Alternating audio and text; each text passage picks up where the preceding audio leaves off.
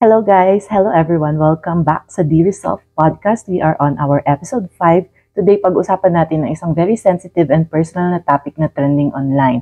I'm sure marami sa inyo nakarinig na tungkol sa viral issue kay Kaloy Yulo at sa struggles niya with his narcissistic mother.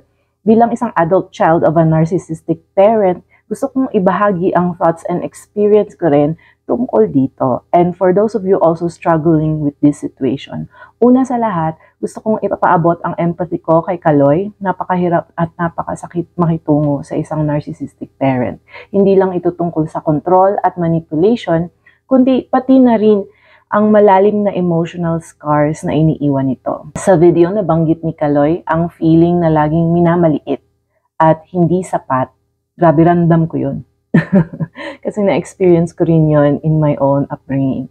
So, let's watch the video of Kaloy and let's react to it. Okay? I-clarify doon sa mga interviews at mga sagot ng nanay ko po sa mga interviews niya po.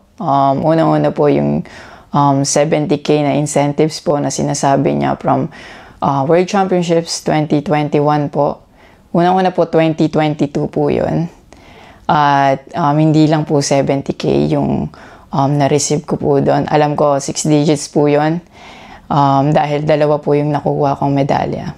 After nun, mga bandang December, umuwi ako sa Pilipinas. Nakikita kami ng mama ko.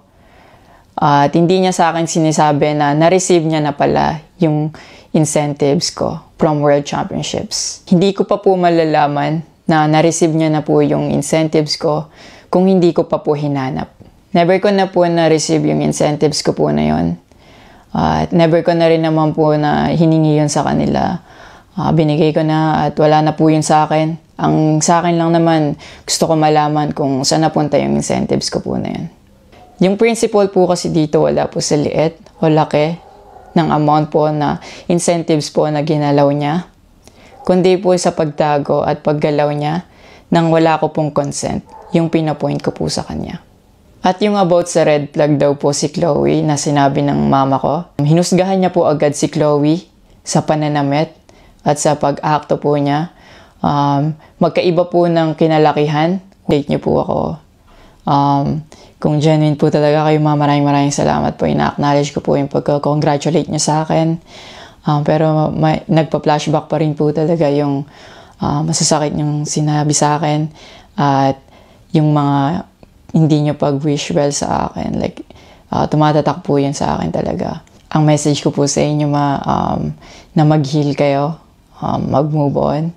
At napatawad ko na kayo long time ago po. Pinagpe-pray ko na maging safe kayo palagi at nasa maayos kayong kalagayan dyan lahat. Tigilan na po natin to at i-celebrate na lang po natin yung mga ginawa po ng paghihirap, pagsasakripisyo ng bawat atletang Pilipino dito sa Olympics. Gusto lang po akong i-clarify. Okay, so we've seen the video of Kaloy Yulo and grabe talagang nagpa-flashback sa akin yung pag-story niya sa nangyari sa kanya. Grabe talaga yun. I think I have like 5 points na sobrang nakarelate ako. Number 1, lagi silang nagsisinungaling. Number 2, lagi yung tinutulong mo is not enough for them. You know, lagi silang kulang pa yan, lagi pa yan, ganyan. Tapos lagi yan silang crazy making, na pagkausap mo sila, mafe-feel mo na parang nahihibang na ba ako? Kasi parang hindi talaga nagme-make sense yung narrative. So as long as hindi yung pagsisinungalingan ka, tapos number 3, parang super entitled sila sa'yo as a parent, na parang lahat ng whatever income na pumunta sa'yo or whatever achievement, hindi dahil sa'yo yun, dahil sa kanila yun, kasi nanggaling ka sa kanila. Ganun, laging ganun yun. Tapos yung the way na yung parents ni Kaloy, na kinuha yung pera niya, kasi nasa kanya yung bank accounts ng bata at lahat-lahat, pati yung mga allowance, lahat ng mga napalanunan niya, the way na kinuha yun ng nanay, is entitlement yun ng nanay niya sa kanya, sa anak. Kay Kaloy. Yun yung sad reality. Ganun din yung na-feel ko in my experience. I've been sharing my story here in my channel. Kasi guys, sobrang hirap maging anak ng ganitong klaseng magulang. Kasi parang hindi ka maintindihan ng tao. Tapos, andyan din yung stigma, yung stigma ng society ng Filipino people na talagang kung magulang mo pa rin. Pero yun lang yung napansin ko sa video niya na parang nagre-resonate ako, napakadami pa. Pero let's get into the comments and let's see what the madlang people thinks about this issue. Okay. So first, from Traveling Marion, just continue being grateful and talk to your mother. Your girlfriend should also make an effort. You only have one mother and a little affection and understanding goes a long way. Congratulations. Ito rin, isa rin to sa hindi nang make sense na comment. Parang lasing lang. So ayan, sabi ni Haya, hindi niyo po ba narinig yung sinabi ni Carlos? Yun, ganun sila. Usually, itong mga ganitong tao, parang one-way street lang, walang input, puro palabas lang lahat. Dapat malabas nila lahat ng gusto nilang sabihin. Kung ano mang input mo, walang papasok, walang magbabounce sa kanila. Nagbabounce lang lahat. So, dapat, parang ganun parang ito rin commenter na to. Ay, naku, Diyos ko po. Eto, Benjamin, it's always nanay mo pa rin yan, but never anak mo pa rin yan. Diba? Kailan darating ang panahon na may magsaside sa mga anak? Pag purong laging side ng parents ang kinakampihan ng society natin. Diba? Nakakaloka. Ayun. Tapos, another commenter liked videos, the greenest of green flags. Congratulations, Chloe, for having this man. Correct. I agree. And congratulations, Carlos, for your double gold. Pinoy pride power. Isa pa sa mapapansin mo sa narcissistic parents, whenever the child gets an achievement, wins an award, talagang laging ne-effortan nila na hindi mapupunta dun yung attention.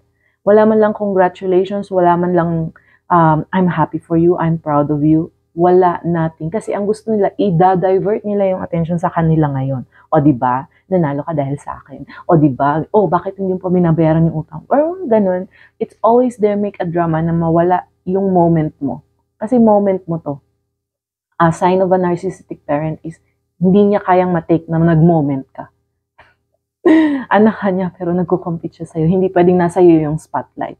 And in this case, Carlos is in the spotlight. Siya ang center of attention ng lahat kasi he brought pride to our country and it's a very difficult thing to achieve. Paano ngayon maaagaw ng nanay niya yung attention? Ito ang paraan niya para sa ganito. Usually yung mga galawang narcissistic, ganito ang galawan nila. Pa-victim, di ba? Sabi ko nga sa last episode ko. So yun, at least si commenter na like videos is giving him validation na he's a green flag and he's a Pinoy pride power. Alam mo yun? Ito pa, may comment si Drixel Recos. Yes, it's always the principle of things. It's not about the amount of something. It's all about what and how you did it. Yan, tama yun. Drixel Recos. I stand with Kaloy and Chloe.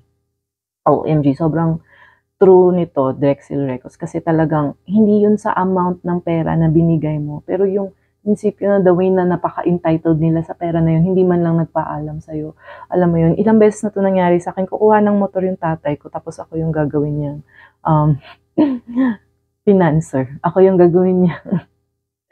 Ano doon, ipifake niya yung pirma ko para. Okay, next. Ang hirap sa Pinas, gusto mo lang naman isuot, gusto mo lang namang wag ng pananamit, i-judge ka nila agad. Ayun, sabi ni Ice Cream. And banana ketchup, it was his apartment. Tama nga naman, grabe. Ayan, Fran Gray, we love you, Kaloy. Please don't get affected na lang sa issues. And to Chloe, thank you, girl, for the support. Take care of each other. Ayun, eto, sabi ni Cha. Naghahabol yung nanay kasi nakadalawang gold. Nalaman na may secured 20M, kaya gumawa ng ingay para bigyan at tumahimik. Ganyan din pamilya ko. Pag sumahod ako, ang ingay-ingay para mabigyan. Relate ako dun. Totoo talaga yan. Ay nako. So, sabi ni Sasa, sama nyo sa team ang nanay ko. Nagbabayad na ako ng bills, wala pa rin daw akong kwentang anak. Kasi walang cash na napupunta sa kanya. Exactly the same situation I've been in. Ako na nagbabayad lahat ng bills. Lahat. Pero dahil wala siyang pang-inom, wala siyang pang-sugal, one of the days na talagang yung tatay ko talagang aawayin niya ako dahil dito, pero parang nakalimutan niya sino nagbabayad ng rent, sino nagbabayad ng kuryente, at lahat-lahat for the past year. Wala, nothing, no thank you, wala lahat. So, ganun sila, no? Parang magkakamag-anak ata to, o sama mo nasasadyan yung sa akin. Pero yan, sabi ni Micah, he has to do this pa, na dapat nagpapahinga na siya, grabe. Exactly, dapat masaya siya ngayon, pero need pa niya mag-explain. Alam mo yung nakaka-hassle kaya yun. Yung kailangan mong explain yung sarili mo kasi number one tactic talaga ng mga narcissistic people. Talagang ikaw ang gagawin nilang villain at sila talaga ang victim. Kahit anong mabuti mo sa kanila, kahit anong good things ang ibigay mo, hindi talaga tumatalab sa kanila, wala talaga silang konsensya. Talagang ikaw pa rin talaga ang masama. Sabi ni Glenda, it's really hard to explain how you feel when you have a narcissistic parent. The emotional impact can be overwhelming. It's challenging because others may not fully understand the complexities involved. It's okay to cut off people, even your own family, Kaloy. Choose your own peace. Congratulations. Saludo kami sa'yo. Buti si Glenda gets niya. And napaka-level-headed ng comment niya. Pero ang sambayan ng Pilipino talaga, hindi mo alam. Kasi talagang hati talaga tayo. Meron talaga yung mga nagsaside sa nanay. Kagaya nitong nag-reply kay Glenda. Ay, galing naman maka-advise. Ikaw kaya mo yan gawin sa magulang mo. Baliktarin man natin ang mundo. Magulang ay magulang. Yun ang problema doon. Totoo yun, yung sinabi nitong Imorej. Totoo naman yun. Pero mag-apply ka naman ng common sense. Tawag doon nuance. Sa mga walang nuance dyan. Kung magulang ay magulang, kung ni-rape ka niya, magulang pa rin? Tama pa rin ba yun? Ganun pa rin ba? Parang wala kang common sense, hindi gumagana yung utak mo. O in general, pero case-to-case basis, i-apply nyo yung common sense nyo, yung nuance sa bawat sitwasyon. Ang problema sa Pinoy, masyadong one-side track lang ang pag-iisip nila na ganun. Kasi pinalaki silang ganun, di ba? Ayun. Tapos, ayan, nag-reply si Glenda, di ba? Nag-aaway na ang sambayan ng Pilipino dahil dito. Magkakaibang beliefs, magkakaibang stand sa situation. It's okay to call them parents if they're not treating you with respect. Number one yan. Kung walang boundaries na nga, alam mo yun, the moment na nag-set ka ng boundary, doon nag-alboruto yung magulang mo. Yun yung nakuha ko sa video ni Kaloy. Yun ang nangyari sa nanay niya. Yeah, it makes you wonder if being a parent is more than just being a biologically related. Tapos, ang reply ni Imorej, magbasa ka ng Bible, iha. Tawa talaga ako dito sa reply ni Mika. Puro kayo Bible, di naman accurate mga ugali. Exactly. The hypocrisy of these people, lampas langit, guys. Lampas langit. Nagsisimba or nagbo-Bible, religious. Pero yung ginagawa nila sa mismong anak nila, hindi ka tanggap-tanggap sa langit. Ay, Diyos ko po. Kaya nahahati ang sambayan ng Pilipino kasi some of the people are on this side, some of the people are on that side. So ngayon nalaman na natin ang pulso ng sambayan ng Pilipino about sa topic na ito. No? Para sa hindi masyadong nakakaintindi, yan to explain natin. Ay, Dear Self Podcast pala to. I'm trying to educate my younger self. Younger self, ganito yung narcissistic parent. Ang narcissistic parent ay kadalasang magpapakita ng traits tulad ng extreme self-centeredness, kawalan ng empathy, wala silang paki sa'yo, at laging naghahanap ng admiration. Dapat laging yung magulang mo, magaling siya, kasi ganito siya nung high school, ganito siya nung college. Gumagamit siya ng guilt at fear para kontrolin ang mga anak nila.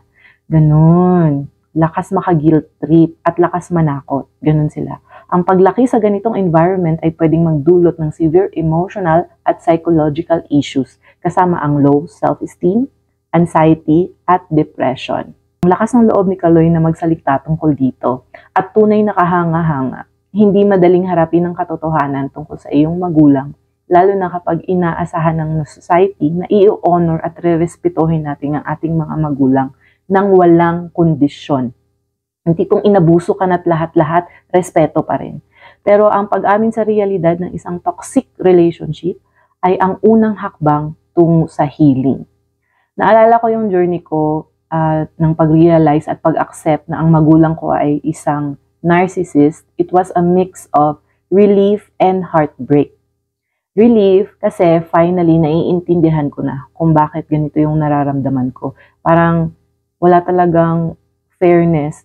It's very unfair, I'm very misunderstood. Laging mali ang lahat ng ginagawa ko kahit lahat man binibigay ko. At heartbreak dahil alam kong hindi na magiging katulad ng inaasahan ko ang relasyon namin. It's a tough road, pero mahalaga ang mag-set ng boundaries. Yun ang kailangan talaga. Mag-set up ka ng boundaries at unahin mo ang mental health mo. Kung sa ganitong sitwasyon ka rin, know na you are not alone, seek support, and mula sa mga trusted friends, therapists, or support groups, mag-educate ka ng sarili mo tungkol sa narcissistic personality disorder at humanap ng ways para mag-heal at mag-grow. Remember, Ruth, okay lang na magdistansya sa toxic relationships kahit magulang mo yan. Lalo na kung magulang mo yan. Loy, kung mapapanood mo to, gusto kong malaman mo na ang tapang mo sa pag-share ng story mo ay very inspiring. You're helping to break the stigma and silence tungkol sa issue na ito. At para sa lahat ng nandyan dealing with a narcissistic parent, stay strong at remember to take care of yourself.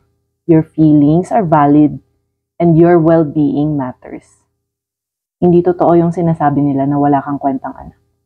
So, dear Ruth, younger self, please take this video to your heart. Please take this message to your heart and heal. That's the first step. Thank you sa lahat ng nanonood. Kung nakarelate kayo sa video na to, please like, comment, and share ang experience nyo. Let's continue to support and uplift each other. Huwag kalimutang mag-subscribe sa Dear Self Podcast. More discussions on mental health, personality growth, and financial growth. So, take care and see you next time. Bye!